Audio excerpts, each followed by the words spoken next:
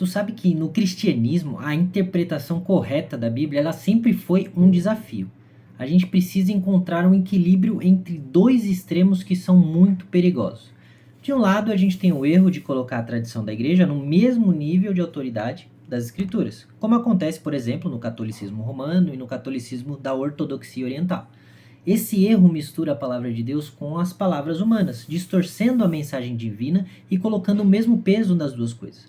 Por outro lado, existe também um erro do individualismo extremo, onde cada pessoa acredita que pode interpretar a Bíblia segundo a sua própria conveniência, e isoladamente, sem recorrer a qualquer tipo de comentário ou de estudiosos, sem qualquer ajuda ou consideração pelo que a igreja histórica e outros cristãos têm a dizer. A abordagem correta está justamente no equilíbrio entre essas duas coisas. Nenhuma igreja ou hierarquia pode ter o direito exclusivo de interpretar a Bíblia, mas ao mesmo tempo nenhum indivíduo pode assumir esse direito de forma isolada. A Bíblia é clara ao mostrar que nós precisamos uns dos outros. Pastores, mestres e irmãos na fé têm um papel fundamental nesse processo de interpretação das Escrituras.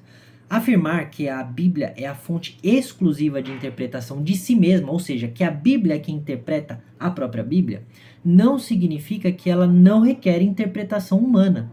Se tudo fosse simples assim, fosse auto-evidente, se tudo fosse claro, a gente não precisaria estudar, não precisaria meditar, não precisaria explorar, não precisariam existir seminários para entender a Escritura em todas as suas riquezas. Mas a realidade é que há muita complexidade no texto bíblico em várias situações. E isso vai exigir justamente esforço, humildade e ajuda de todos aqueles que querem se engajar em entender o texto bíblico. Alguns dizem que não leem comentários, livros sobre a Bíblia, os pais da igreja ou os reformadores, e eles dizem que leem apenas a Bíblia. Esse pensamento, porém, ele é, além de equivocado, arrogante, porque não há nada de errado em reconhecer que nós precisamos de ajuda para entender melhor as Escrituras.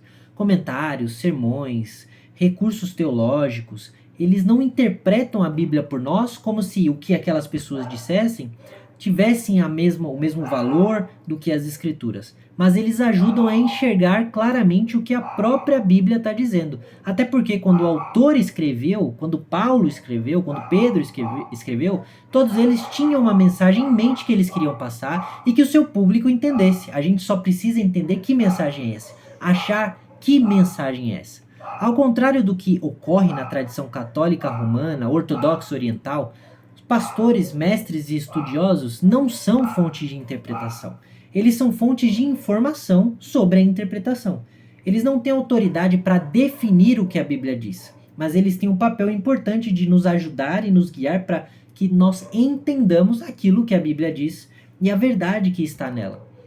Então, o cristão que é sábio, que é inteligente, ele busca ajuda. Ele busca consultar mestres fiéis, ele estuda a Bíblia com humildade, reconhecendo que ninguém, por si só, tem todo o conhecimento necessário para saber de tudo que está nas Escrituras sem erro algum. Afinal de contas, se todos nós fôssemos infalíveis, se todos os líderes e pastores fossem infalíveis na sua interpretação, nós não teríamos tantas divergências até mesmo com os pais da igreja nos primeiros séculos da igreja. A palavra de Deus, ela é a nossa única autoridade de fé. Ela é a autoridade final, inclusive. Mas Deus, na sua graça, deu à comunidade cristã líderes fiéis para que nos ajudassem a entender aquilo que está nas Escrituras. Nós precisamos sim valorizar a Bíblia como a nossa fonte suprema de autoridade.